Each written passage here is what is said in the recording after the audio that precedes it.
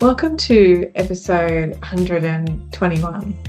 And today's topic is one that comes up quite often in small to medium-sized businesses, which is how much should HR be actually costing me? And it's not a fixed number and it's not a line on your budget. So today I'm going to go through what the data actually says about HR costs. What are those hidden financial risks of underinvesting in your people? And perhaps more importantly, what should HR look like at different stages of your business?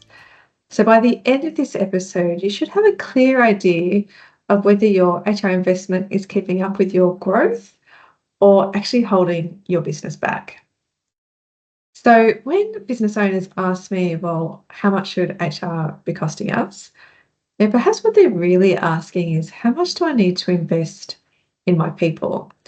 And how much do I need to invest to reduce risk? Or how much do I need to invest to grow? And it's a great question, but it is a tricky one because HR is not a one size fits all. Not all HR is the same.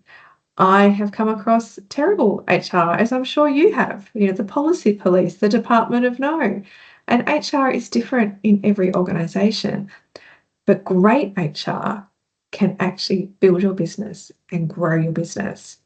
So if you are still treating HR like a compliance checkbox or an admin task, the chances are that you are missing out on huge opportunities to build your culture, reduce your turnover, and scale your business. So instead of just looking at how much is it costing me, you also need to look at, what do I need it to deliver? Now, if we look at the benchmarks, according to different HR industry benchmarks, businesses typically spend less than 1% of their revenue on HR functions. And the average HR cost per employee is around $2,500 a year. And we also know that replacing an employee, or the cost of turnover, can be anywhere between 50% to 200% of their salary. And the average cost to hire in Australia is around $20,000.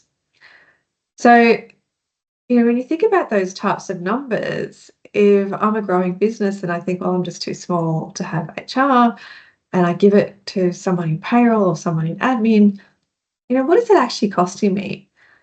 Because what happens is that I might save money in my mind, but I end up paying more in turnover, in slow hiring, in recruitment agency fees, in low morale, sometimes even in legal issues.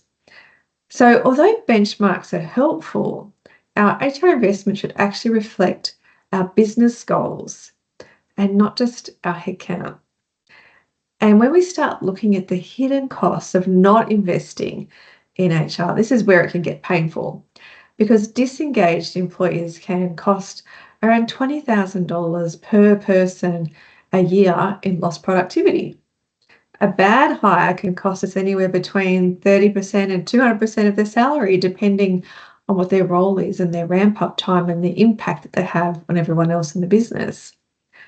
Having manual HR processes rather than a system in place can cost you up to $600 per employee per year.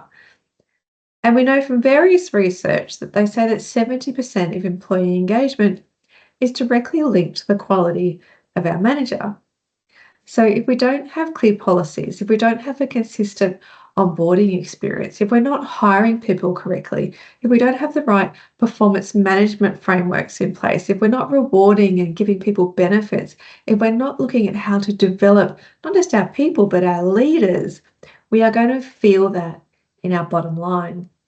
And there's research from John Emmanuel Deneve who shows that the happiness of our employees is a quantifiable lever for business profitability.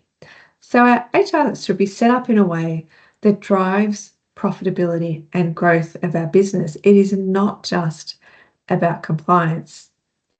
So when we have a look at, what is good HR and what should it deliver and what should it actually cost, then we need to look at the different HR development stages that most businesses go through and what the investment looks like at each of those levels.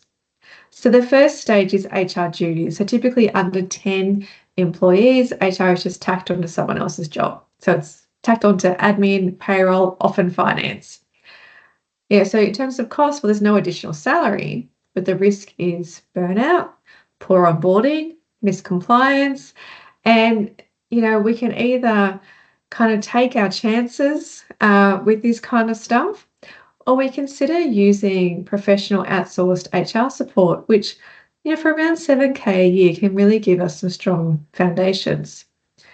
Stage 2 is where we can look at a dedicated HR administrator. So we're somewhere between 10 and 20 employees. So usually this is a dedicated admin or office manager that gets HR responsibilities. So we're talking somewhere between 70 and 95 grand a year plus on costs.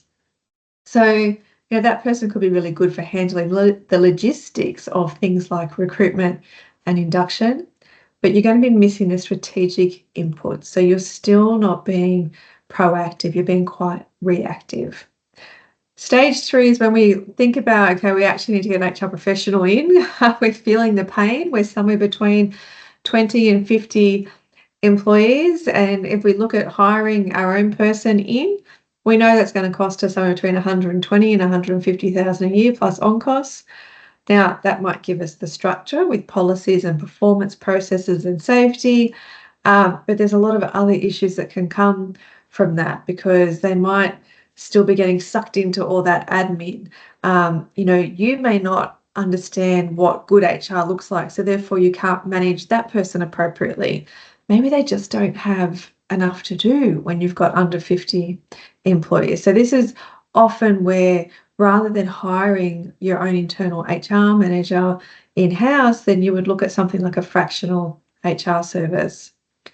Stage 4 is when you're looking at a professional HR manager. You've got 50 to 100 employees, and you want that HR manager to be an HR leader who's focused on strategy and not just compliance. So this is going to cost you upwards of 150K a year, but it does add major value to the business because you can also have someone that can help with leadership coaching and workforce planning and help you to reduce those turnover costs, which can be up to 200% of someone's salary. So it can actually be an investment that pays for itself. Stage 5 is when we get into true business partnering with your HR person. And this is often at over 100 employees, or perhaps you're a really high growth business.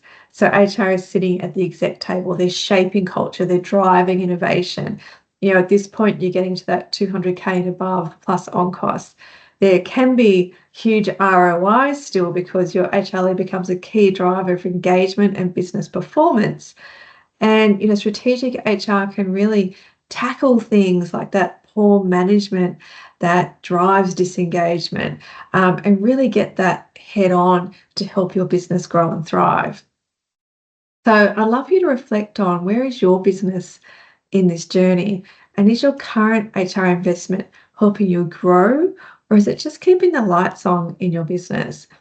And if you're not sure, and you're not alone, a lot of people aren't sure, then that's exactly where Amplify HR can help, because we offer tailored strategic HR support for growing businesses without that full-time cost. So thanks for joining me today. I'd love to hear from you. If you've received value from this episode, then please leave a rating or review over Apple Podcasts or Spotify so someone else can also find the episodes to help with their business. Episodes are released on Mondays, so click the subscribe button and you'll be notified of when that's available. Thanks so much for joining me. If you have any feedback, questions, or ideas for future episodes, just head on over to amplifiedhr.com.au or connect with me on LinkedIn and we can start a conversation.